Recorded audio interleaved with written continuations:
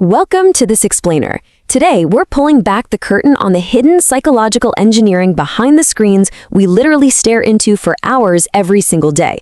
We're moving way past the basic code of your favorite apps, and we're diving straight into the fascinating and honestly kind of unsettling psychology of modern digital manipulation.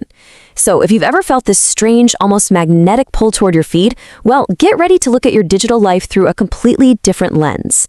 I want to start off by shattering your comfort zone just a little bit with a really simple but deeply unsettling question. Are your thoughts truly yours? I mean, when you walk through the world, you probably picture yourself as this fiercely independent thinker, right? A confident individual making your own choices. But what if the things you think, the opinions you hold so strongly, and the very personality you identify as you aren't entirely organic? What if, over the course of thousands upon thousands of micro-interactions, they've actually been subtly nudged, shaped, and programmed? Section 1. The illusion of control. What you think you own. Okay, let's dive into this by dismantling the baseline assumption we all carry into the digital world. See, we operate under this really comforting belief that we have complete autonomy over our personal preferences. We assume our devices are just neutral tools. Take your opinions, for example. When you react to a social media post, you naturally assume your political views and your daily hot takes are independently formed by your own brilliant mind. You absorb information, you process it, and you make a judgment. Simple, right? Well, actually, algorithms inherently prioritize outrage and polarization. Why? Because those specific emotions drive the absolutely highest engagement. So slowly, without even realizing it, you're funneled into these digital echo chambers, and they continuously validate and extremify your pre-existing beliefs, basically leveraging your own confirmation bias without you even noticing a thing. And you know what? That exact same invisible hand guides your humor too. Think about the specific memes that make you laugh out loud, or those fast-paced comedy videos you're always sending to your friends.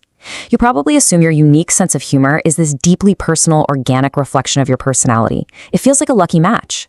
But the reality of algorithmic homogenization is way more calculated than that. These platforms group millions of us into tiny micro-cohorts. So when a piece of internet culture lands perfectly for you, it's very often because the system has matched your specific, historical engagement patterns with literally thousands of psychological lookalikes. It's not a lucky coincidence, guys. It is high-level statistical matching. And then, of course, we have your desires. The lifestyle goals you suddenly decide you want to achieve, or the items you absolutely have to buy right now. Again, we just assume these are our own conscious, autonomous choices. But what if your shopping desires are actually external programming? With predictive advertising actively tracking every single micro-hesitation you make while scrolling, we really have to ask the difficult question here. How much of this is actually you, and how much is just an external suggestion subtly planted right into your subconscious? Section 2. How this system studies you. The algorithmic personality system. So, the crucial point we need to grasp is that we are no longer just dealing with a system that passively watches what we click. Not at all. We're dealing with a giant digital apparatus designed to scan human input and output a modified version of you. Here's exactly how it works in 3 relentless steps. Step 1. Track actions. And we're not just talking about clicks here. It's your hover time, the microseconds you pause while scrolling past a video, or even how fast you type a comment. Step 2. Find triggers. The algorithm maps those tiny pauses against vast emotional models to locate your psychological vulnerabilities. It figures out exactly what makes you furious, or joyful, or tearful. And then, Step 3. Feed content. It builds a variable reward schedule, which is a heavily documented psychological trap, by the way. It locks your attention into an endless loop by feeding you exactly what triggers that specific emotional cocktail, keeping you swiping and swiping in search of that next hit. Section 3. The digital feedback loop, when the digital becomes real. And this brilliantly illustrates how the algorithm's constant feeding slowly replaces your organic reality. By constantly feeding you this highly calibrated content, the system initiates a very real loop. The internet starts to replace your organic reality, acting not just as a mirror, but as a feedback loop, with some seriously stark real-world symptoms. First up, extreme opinions. Because nuance simply doesn't hold human attention on a screen, your feed relentlessly pushes you toward the fringes, physically splitting your worldview into polarized sides. Second, weaker patience. You are systematically conditioned out of being able to just sit with boredom or silence. And third, a dramatically shrinking focus. Your brain is literally rewiring itself. It develops a dopamine deficit, where it expects a massive neurochemical hit every few seconds, which entirely destroys your capacity for deep, sustained focus. Eventually, all of this relentless conditioning leads us to a pretty frightening reality. The system maps your psychological triggers to predict your behavior better than you can. Through millions of daily micro-interactions, it essentially builds a digital voodoo doll of your psyche. Think about that. It knows if you're feeling uniquely vulnerable late at night or if you're feeling impulsive after a really stressful workday. It can then serve up content precisely designed for that exact predictive state, anticipating your emotional response before you even consciously register how you were feeling. Section 4. The business of predictability. The motive behind the code.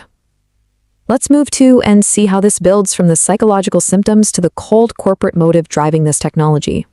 We absolutely have to look at the motive here. Why build a system that fundamentally alters human psychology in the first place? Well, because predictable people are profitable people. We are deeply entrenched in the era of surveillance capitalism and the attention economy. Look, the algorithm doesn't care about your well-being, it doesn't care about your personal growth, and it certainly doesn't care about connecting you with your friends. Its sole KPI, its absolute only metric of success, is predictability. When you move on a fixed, predictable track, going from a targeted emotional trigger directly to an advertiser's checkout page, the money flows perfectly. You see, you are no longer the customer in this transaction. Your modified, entirely predictable behavior is the product being engineered and sold to the highest bidder. Section 5. Who controls your identity? The final realization. If you're caught in a giant web that's constantly modifying your behavior for profit, what happens to your sense of self the longer you stay connected? As you stare into your screen, looking at your glitching digital reflection, it just becomes increasingly difficult to know what's actually yours. Now, what's really interesting about this slide is the ultimate terrifying twist.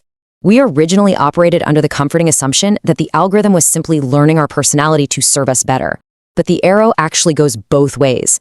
Day by day, scroll by scroll, your personality is learning from the algorithm. You aren't just training the machine is actively training you. The most powerful systems don't control your actions, they control your identity. Let that sink in. If a system can meticulously engineer what you desire, what you find funny, and what makes you absolutely furious, it never actually needs to force your hand to make a choice. It simply writes the underlying code of who you are, knowing you will freely choose exactly what it wants you to choose.